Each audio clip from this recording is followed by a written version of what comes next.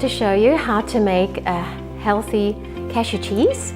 It's a really nice substitute for normal dairy cheese.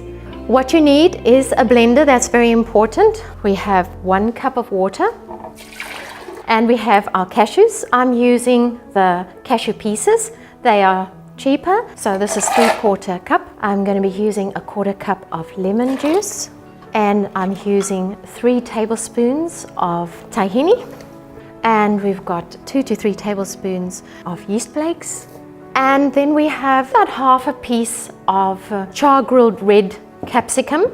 I like to use this one because it doesn't have any vinegar, because we have lemon juice as the substitute. If you have red fresh capsicum, you can just use that. And then I've got a teaspoon of salt and 1 clove of garlic.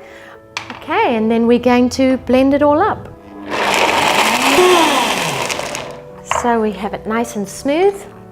It looks quite runny now, but it actually does thicken. So there you have your cashew cheese, which is a healthy substitute for normal dairy cheese.